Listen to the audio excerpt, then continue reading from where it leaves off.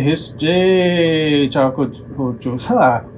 Ciao, Chick for Dolls. Bo WHITEKILLER here, coming to you live from the broadcasting from the KWSH studios here in Seminole, 1260 AM and 97.7 on your FM. You saw me. You hear me. I'm there with you today and forever. Hey, just wanted to say good morning to you all, and hope everybody is enjoying this bright, beautiful Oklahoma day. It's a nice day to be on the reservation. Hope you guys get a chance to get out and get your windblown hair. I'm letting my hair grow out.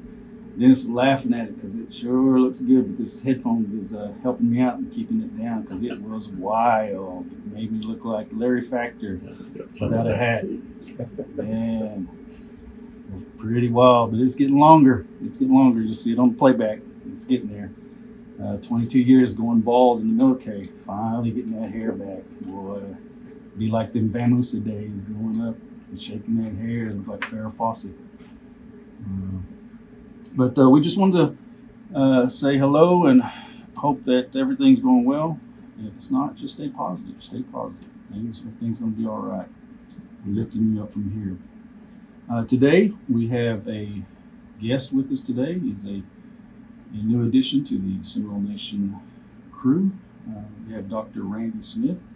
He's here. He's our program development and emergency management officer. He's taken on two jobs, but he's well capable, well versed in organization. We'll be talking with him. I had a chance to talk with him today, and I'm really looking forward to all the great wonderful things that can be happening within Seminole Nation and within our surrounding communities as well. When we benefit, everybody benefits. So we'll talk a little bit, but first I want to hit some news. We got some things that we got come across our desk. Definitely want to share. And I did get an email coming up here from Ashley Haley. So Ashley, if I don't get a chance to read it on air today, I'll definitely get it on our social media page later on. So yesterday, hope your thoughts were on our maternal nurturers, as yesterday was the United Nations observance of International Women's Day. And here on the reservation for some teenagers, grandma or auntie might have reminding you that it was the day, but with a fly swatter swat, because every day here on the res is Women's Day. Today is March 8th, and we're getting closer to spring and daylight savings, and also made closer to our next event, which will hopefully be Seminole Nation Days in the future. We started talking about some of those things that'll be happening in the fall.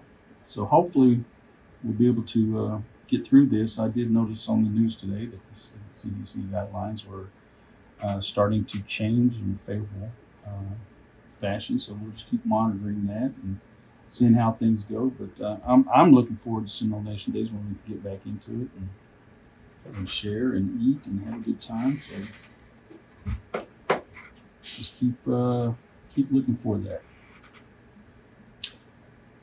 Michael Jeff Brown, age 57, also known affectionately as Babon, left this world to be with his Lord February 27th, 2021. He was born on February 3rd, 1964, to parents Raymond and Irene Harjo Brown.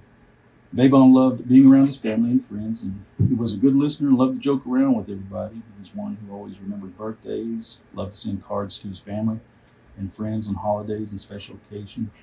Funeral services were Friday, March 5th, 2021 at the Swearingen Funeral Home Chapel with Billy Merritt and Eric Calaco officiating. Burial followed at the Brown Family Cemetery in Bow Lakes, Oklahoma. Wolcott resident David Wayne Harris passed away Friday, March 5th, 2021 in Tulsa at the age of 64. David was born August 28, 1956, in Woke to Thomas William Harris and Grace Davis Harris. He attended Sasaco Public Schools and later worked many years for Town and Country Auto, which he was. You can always see him in the record rolling around.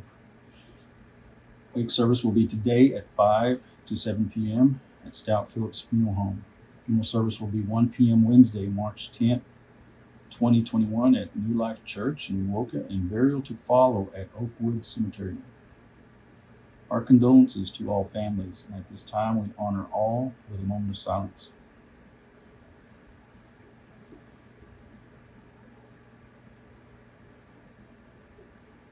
Mado. This past weekend, the General Council held a quarterly meeting. Two new General Council representatives from the Dozar Barkus band were sworn in. Former State Senator Anastasia Pittman and Mr. Terry Edwards of Woka were given the oath via virtual swearing in by Chief Greg Chilcote. The meeting in its entirety is currently posted on the Seminole Nation YouTube channel, which is located at www.youtube.com, and then you search Seminole Nation of Oklahoma. With print information from the General Council Secretary coming in, the next edition newspaper hitting soon. So we'll have all that information. Actually, when I get through here, get my lunch, and we'll go back and finish up on the newspaper. We'll have it out shortly. Housing Authority of the Seminole Nation has the following announcements for job openings as a finance officer. Finance officer is responsible for the administration and oversight of all financial transactions, records, accounting, and preparation of financial reports, cost analysis and financial projections and budgeting, knowledge of NAHASDA and HUD guidelines preferred. Must have at least a bachelor's degree or have a minimum of 5 years professional accounting experience, knowledge of GAAP, accounting practices, and office management experience. Another job opening is a maintenance mechanic B. Incumbent will perform a variety of maintenance and repair functions at the level of an ordinary skilled mechanic in or more of the crafts or trades. Incumbent is capable of performing duties in his craft or trade without supervision and has sufficient working knowledge of all maintenance crafts and trades to perform these duties with minimal supervision. Another opening is Account Tech 1. Account Tech 1 reports to the finance manager and is responsible for providing financial, administrative, and clerical duties. This includes processing and monitoring payments and expenditures and preparing and monitoring the payroll system. This includes working with vendors and service providers to reconcile purchase orders and paying invoices by writing checks or using electronic payment methods. All transactions must be approved by the finance manager and executive director. And finally, a job opening is procurement specialist. Procurement specialist is responsible for overseeing all of HASNOC's procurement activities. This includes all supplies, materials, equipment, and contracted services. The procurement specialist will promote competition in contracting and ensure that purchasing actions are in full compliance with applicable federal, state, and local standards and regulations. A minimum of 2 years working experience in the purchasing, accounting, finance, or a closely related field is required. Applications for these 4 listed employment openings can be found at hasnok, hasnok.org. Submit your application resume and a copy of your valid driver's license. Applicant will be subject to a nationwide background check, motor vehicle report, and drug screen. Please submit your information to HASNOC, Attention Administrative Officer, at P.O. Box 1493, or drop off at 101 South Hitchity, Woke, Oklahoma 74884, or email administrative officer hasnoc.org. 405. Hold on, Liz. That's why we like live. Turn my watch off. Contact email administrative officer hasnoc.org, 405-257-6604. Positions open until filled. We list these openings and information through a link on the tribal webpage. So 4 openings at HASNOC. The Woka Indian Health Clinic is opening COVID-19 vaccinations to include a wider population. Vaccinations are available to American Indians ages 18 and older. In addition, there is availability for non-native individuals ages 18 and older. For more information, you may go to the social media page of the Woka Indian Health Clinic or call 405-551-1855. Again, that's 405-551-1855. They're listing 4 different numbers. 405-257-7319, 405-257-7319, 405-257-7330, 405-257-7330, or 405-257-7366. Call these numbers to check hours of operation, to activate, create a chart, schedule an appointment. All patients are required to wear a mask or face covering while interacting with clinic personnel to help decrease the spread of COVID-19. So they're opening to ages 18 and older, availability for non-native individuals.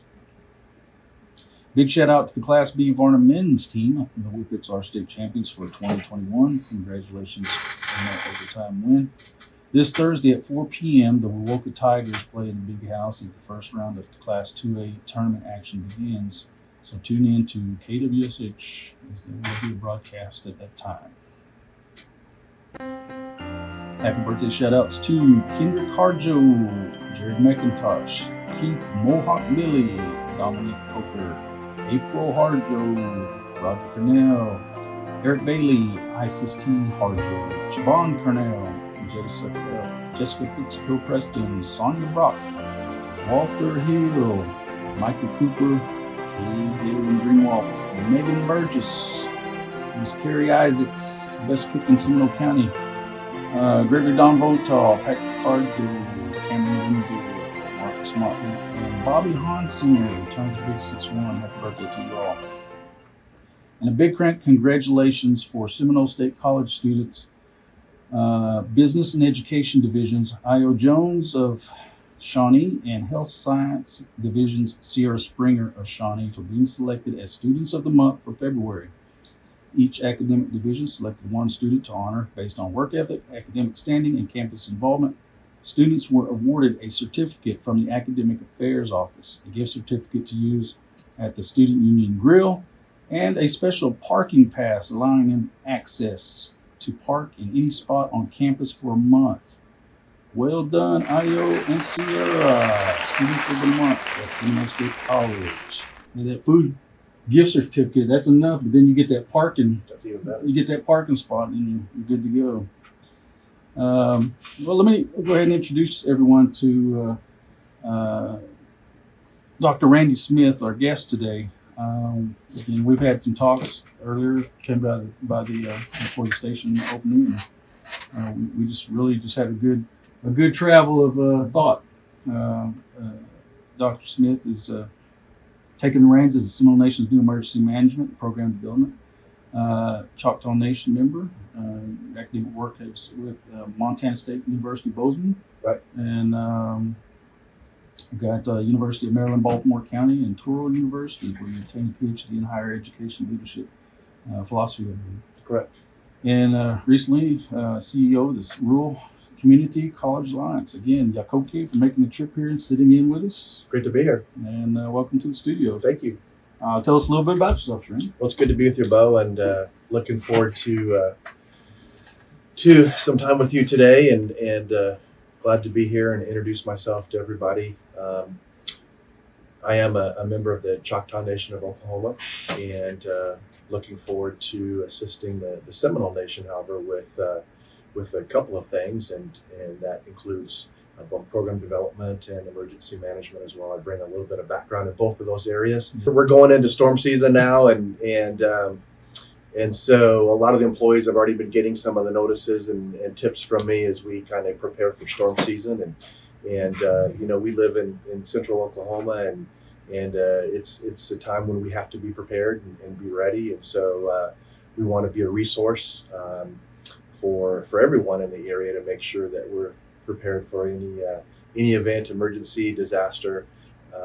So I actually have a master's degree in emergency disaster preparedness, and I've been working in emergency services for many years. So I've I've done all three. So there's law enforcement, medical, and the fire service, and I've actually worked in all three for years, and was everything from a fire and EMS instructor, and currently certified law enforcement officer as well. a law enforcement officer going on, I think close to 15 years now, and I got my start in the fire service many years ago. So been there, done that, and I understand the role of emergency management and how important it is to a tribe and a community as a whole, and we want to make sure everybody is safe and protected, and that we're prepared for a disaster that may or should hopefully never happens, but if it were to happen, and we want to make sure that everybody is safe. So I'm going to be taking on that role and doing that as well. And then also program development, I think has a lot of different facets to it. We often think that program development is mostly just raising funds and making sure our programs are funded. And I think it's a little bit more encompassing than that. I think it includes a little bit of not only just the funding part of things and the financial aspect of things, but I think it's all about, really how we serve our stakeholders, our tribal members and our stakeholders, and making sure that our processes are good in our programs, and that we have things where we need to be with serving our stakeholders. I'm all about customer service and serving our stakeholders, and so I hope to serve as a resource to all of the tribe's programs as far as helping them improve not only financially, but how they operate, how we can serve our stakeholders with excellence, and how we can move things forward and be where we need to be. So my background really for the last many years is higher education. Speak about that. That was one of the things we talked about. Right. And so higher education really has been my career going on about 25 years now. And so my doctorate is actually in higher education leadership, but it lends itself to a lot of those things with program development because, it is writing grants, and it is fixing processes and helping things work and serve our stakeholders. But my career's got started as a faculty member, and then worked into a department chair, and then a dean and a vice president, and then a college president, and then president of a large national organization. And so really worked with Native and tribal colleges for very, very long time, and rural colleges, and that's been my specialty. So my background really stems from higher education. I have a love and a passion of higher education, and I know what it does for individuals as well as communities as a whole. And so hope to maybe bring a little bit of that aspect to things as well, and the importance of higher education. And I know as we move forward after the pandemic, we're really going to be in need for higher education. And so I'm going to also be a proponent for education and the importance of education in our area as well. When you came aboard and started working with the nation, what is your process to kind of evaluate the environment you're in? What are you looking for? Right. I think it's important to really to make contact with people and understand everything from the employees to the tribal members to the community. And I happen to live here in the community and have for a number of years, so that makes it a little bit better. I understand our community and where we live, but I think it's important that we really look at the people and make those connections. And so one of the things that I endeavor to do is try to get to know people on an individual basis, and help them with whatever needs that they may have in their individual programs, because it's all going to vary and be different a little bit. And I think I bring enough of a varied background as an administrator as a CEO for many years to be able to maybe make a difference and help. And so I like making that individual face-to-face contact and getting to know not only the people and the employees, but their programs, and looking at different ways that we can help progress that, improve that, and really ultimately comes down to being good at what we do. We all want to be good at what we do, and we all want our programs to do well, and we want to do well in our positions. And so I hope to serve as a resource and maybe let a little bit of my years of education, a little bit of the gray hair that I accumulated over the years, help the programs and the people, and really ultimately we want to serve our stakeholders and customers and tribal members as effectively and efficiently as possible, and sustain our programs for the long term. And part of that, would you say that definition, knowing roles and responsibilities, that's a key in all of our programs and services? I agree. It really is, and I think you and I have had that discussion before, and I think that's a critical component. And as we know those roles and responsibilities, we're able to really serve effectively, and really move things forward. I guess I don't know if some say it's a bad thing, but I guess I've been blessed with a personality that's kind of energetic and passionate about what I do. Even in my older years, I kind of have always retained that energy. Maybe it's because I've been an athlete my whole life, and I love athletics and in competition, and maybe that's part of it, I guess. But I remain competitive, and I remain passionate about what I do, and I want us, whether it's an individual program or as a tribe, I want us to be really good at what we do. And I don't want us to be in second place. I want us to win. And Tiger Woods years ago, it's interesting, in a interview Tiger Woods had several years ago, he said, I don't like taking second place. And the interviewer was talking about, well, second place in a golf tournament, out of 100 professional golfers is quite amazing. He said, no, it's not. He said, I want to win.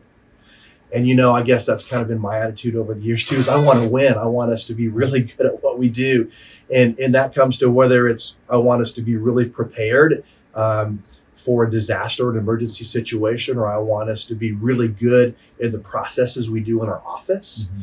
And I want us to be really good at where we are moving things forward to serve our stakeholders and our tribal members. I'm a tribal member too, mm-hmm. maybe a different tribe, but I'm still a tribal member. Mm-hmm. And I want my tribe to be really good at what they do. And I feel the same way as an employee of the Seminole Nation. I want our services and the things that we do for the tribal members to be really, really good at serving our stakeholders and our tribal members and the community as a whole. Why not just a tribe and tribe members? We're part of a community. Yes. And we're part of the greater community here in central Oklahoma. And I think that distinction needs to be made as well. As yes, we are a sovereign nation, and that's important, but I also think we're also all citizens together, and we're all here for the good of this part of Oklahoma and Oklahoma as a whole.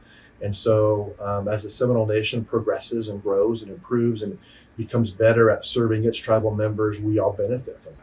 That's all a win-win situation. So I hope that maybe some of my abilities can help us be really good at what we do as a tribe and serve not only our tribal members and our community, but move things forward for a win-win situation for everybody. I like to win, and I want us to be very good at what we do. And when we do that, I think we all succeed. And whether that can be planning for a disaster situation or responding to one, or helping a program do well with whatever they do. And hopefully my years of experience as being a CEO will help some of our offices improve the way that they do things, because we all can improve in whatever we do. And I guess our ultimate goal is to really just serve our tribal members and our nation and our community here with excellence. And that's I guess that's kind of been my drive and passion for years. And it's kind of fun. You get to go to work every day and be good at what you do, and help people and move things forward for a positive. I know I like watching your programs because you put out a real positive message to people, and I think that is so vitally important. It makes a difference in people's lives, and we're really here to make a difference in people's lives, and we want to be a positive influence on them. So I guess I get to go to work every day and try to be a positive influence and help people be successful in what they do. That's good. I think we've all had jobs where we wasn't really happy at what we were doing, but then when you finally find something that you really do, you like, and you're born to do, it makes a big difference. It does make a difference, for sure. And we were kind of talking about that. I think we got about 5 more minutes, but I think we were talking about the education part, about the tech jobs and the jobs that are needed in the future. Yeah, it's so my career has really been in higher education and working with colleges that serve a rural population and a native population. And one of the things that keeps me up at night is that skills gap in America, and also the deteriorating enrollment that we have of young people not wanting to go and get a higher education. And it doesn't mean that a young person has to always get a 4-year college degree, but it means that if they get an education, a higher education that can produce a livable wage job for them for the rest of their life. It's a win-win for everybody. And so, the skills gap in America, when I mean the skills gap, I'm talking about the vocational technical types of skills. That could be everything from electric linemen to welders to nurses in the emergency room to dental hygienists to HVAC mechanics to ag mechanics, etc. Those are much needed professionals in our community. And for our community to have economic development and growth, we have to have a wide variety of these professionals, and that skills gap is increasing in America. It's not decreasing. And so one of the jobs of our community colleges, I've been a community college president for many years, and one of the jobs that I had was to make sure that we increase the access and ability of our vocational technical programs in our areas. And the average age of the student today, by the way, most people don't know this, the average age of the student returning for higher education, either a vocational technical certificate or a degree, is about 30 years of age. And so it's not the traditional high school student coming out of high school coming into higher education anymore. And so our community colleges need to be prepared to deal with the non-traditional student and help them be successful. And I really am one that pushes the vocational technical aspect of things. I think we need it in our rural communities. We need those good livable wage jobs, but we also need those positions filled for our communities to grow and develop and have economic development. And we have shortages of nurses, and we have shortages of dental hygienists, we have shortages of HVAC mechanics, etc. And I could say 100 different job titles on that list that we're short on. And so I'm a real advocate of higher education. I know the changes that it can make in a person's life for good, in a tribe for good, in a state for good. And so I've always been a real advocate of higher education, how important it is, and how important it is not only to the person itself, but to the community in which they live in as well. Absolutely. We talked a little bit about the bison plan that's coming up. We definitely need some folks to be outside to start working some of the herds and those things to be trained. That ag education nowadays is, we live in an ag area. We're an ag-based economy here in Oklahoma, and I think that agriculture education, be it crops or livestock, is critical. And here's a wonderful opportunity to increase our knowledge and to do something that's also traditional from we come from as well, which I think is absolutely critical. So I'm all for that, and I think there's a huge need for. I'm a little partial because I'm an ag guy, but I think there's a huge need for agriculture education, and for farm and ranch management. Being listeners out there, Dr. Andy has a black hat, and it is really tight. It's a nice hat he's got on. Well, thank you. I appreciate that. One of the few one in here, I think. But really, he's the real deal, and we're very fortunate to have him along with us on this team. And it's just really looking forward to the good things that's going to come out. Just real quick on emergency management, how is that going to affect?